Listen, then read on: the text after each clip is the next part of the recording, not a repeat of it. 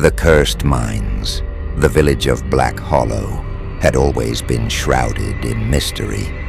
At its edge, hidden by the thick forest, lay the Silverstone Mines, abandoned decades ago after a series of unexplained deaths. The mines were said to be cursed. Villagers whispered about ghostly figures and chilling screams echoing from the dark tunnels.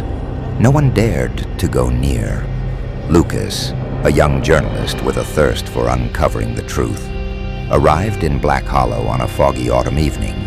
He had heard of the mines and the legends surrounding them. Determined to write a groundbreaking article, he convinced his two friends, Sarah and Ethan, to join him on an exploration. Equipped with flashlights, cameras, and a vague map, the trio ventured into the forest the following night. The air grew colder as they approached the mines. An eerie silence enveloped the area, broken only by the crunching of leaves underfoot. The entrance to the mine loomed before them. Its wooden beams rotted and splintered, as though the earth itself wanted to swallow it whole. As they stepped inside, the air grew damp and heavy. The walls of the tunnel were jagged, glistening with moisture. Strange symbols were etched into the stone, markings none of them could decipher. "Must be from the miners," Sarah whispered, though she didn't believe her own words. The deeper they went, the more unsettling the atmosphere became. A faint metallic scent filled the air, mingling with the sound of dripping water. Suddenly, Ethan stopped in his tracks. "Did you hear that?" he asked, his voice trembling. Lucas strained his ears. Faintly, he heard it too, a low, guttural growl echoing from the depths of the mine. "Probably just an animal," Lucas said, though his confidence wavered. As they moved forward, their flashlights began to flicker. Ethan smacked his torch, but the beam only grew weaker. "These batteries are new," he muttered, confused. Suddenly, Sarah gasped. "Wait, turn off your lights for a second," she said. Reluctantly, they did. In the pitch-black darkness, a faint blue glow emanated from deeper inside the mine. It pulsed like a heartbeat, as though something alive was waiting for them. "What the hell is that?" Ethan whispered. Lucas tightened his grip on his flashlight. "Let's find out." As they followed the glow, faint whispers began to echo around them. The voices overlapped, speaking in a language none of them could understand. The tone was pleading, almost desperate. "Do you think they're warning us?" Sarah asked, her voice trembling. Lucas shook his head. "Or luring us," he muttered under his breath, though he kept it to himself. Ethan was visibly shaken. "Maybe we should turn back. This feels wrong."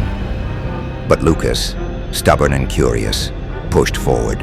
"We've come this far. We can't stop now."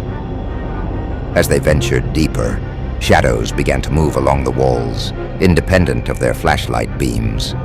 At first they thought it was a trick of the light, but the shadows grew bolder, darting closer to the group. Sarah yelped as a shadow brushed past her arm, leaving an icy trail on her skin. "Something touched me," she cried, her voice echoing in the cavern. Lucas aimed his camera at the wall and snapped a picture. When he reviewed it, his blood ran cold. The photo revealed dozens of ghostly faces staring back at them from the darkness. Finally, they stumbled upon a narrow passage that opened into a vast chamber. The ceiling stretched high, covered in stalactites that glimmered faintly in the blue light. At the center of the chamber stood a massive, ancient altar, covered in the same cryptic symbols they had seen earlier. Around the altar lay skeletal remains, twisted and broken in unnatural ways. Their bones were blackened as if burned, but there was no evidence of fire. "This isn't just a mine," Sarah whispered, her voice barely audible. "This was a place of sacrifice." The atmosphere grew heavier, as they approached the altar. Lucas noticed something odd about the skeletons. They all seemed to be reaching toward the altar, as if trying to stop something. Then, a deep growl reverberated through the chamber.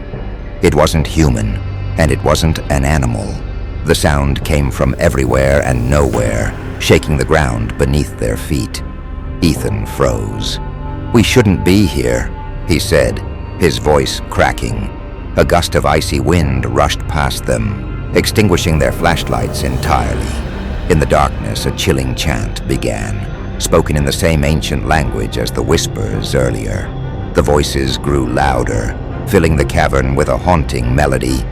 Lucas fumbled with his flashlight, but it refused to turn on. Instead, the blue glow intensified, revealing faint outlines of ghostly figures circling the altar.